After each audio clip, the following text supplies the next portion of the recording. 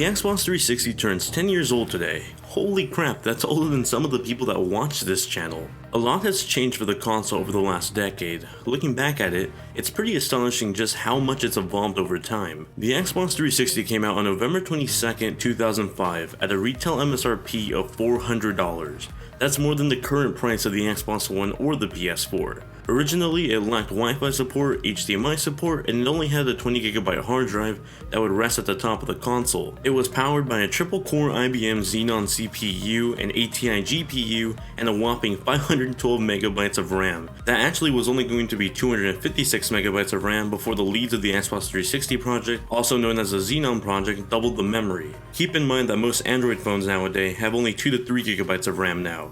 Had the 360 stuck with its 256MB of RAM, it might have not been able to run full HD games. Now imagine gaming history like that. Over the years, the Xbox 360 got a ton of updates that changed the look and feel of the console, especially with the software. It became a well-known thing with Xbox users that every fall would bring a new major dashboard update to the Xbox 360, changing the iconic blade menu system to a cross-media bar-like dashboard to its final tile UI. What's interesting about this is that Microsoft only set aside 3% of the CPU and the memory usage aside for the operating system. What was particularly interesting was how the Xbox 360 handled its memory usage to something like the PS3. The Xbox 360 could adjust its memory usage across the CPU and the GPU however it wanted. Developers had 512MB of RAM to work with, and if they needed more GPU memory in a specific scene than they needed on the CPU processing, then they could adjust the memory usage however they wanted. However, on the PS3, memory was also 512MB of RAM, but it was evenly split between 256 on the CPU and 256 on the GPU, meaning that developers always had a cap to work with,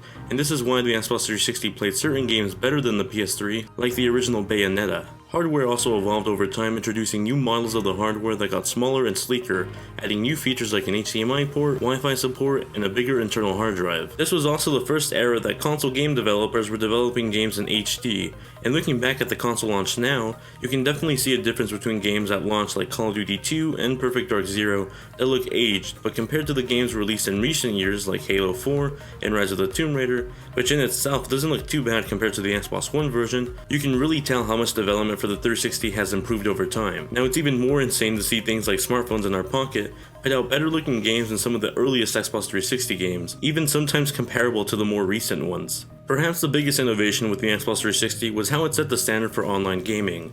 To this day, Xbox Live is the best online console gaming experience and service on the market, even though it suffered from some debatable practices in the past, like charging you gold membership in order to use your Netflix subscription that you already paid for. Still, being able to cross-chat with your friends while gaming online, it really did feel like the future in 2005. The ergonomics of the Xbox 360 controller were fantastic. It's easily one of the best designed game controllers, period. It's even one of the most used gaming controllers on PC. The Xbox 360 wasn't without its own issues though. In its early life, the Xbox 360 had a failure rate of 54.2%. That means 1 in every 2 original Xbox 360s had a likelihood of breaking.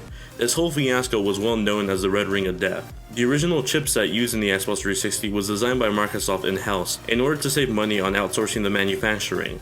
The problem with this was that the chip would overheat and the solder used in the 360 would easily become brittle with a raise in temperature. This combination meant that the console would literally just heat up itself so much that the solder connecting vital console parts would break apart or crack. Luckily, Microsoft vowed to fix the failing consoles, but at a crazy total cost of $1.1 billion to Microsoft. The Kinect was also originally marketed and announced as this advanced camera device that could read the movement of multiple players at once. It was going to recognize voice, video, scan real-life objects into the game. It was going to be the future, but ultimately the Kinect was just a fancy webcam that could be used for voice navigation to control the UI, Skype, play dance games at parties, and well, that's about it.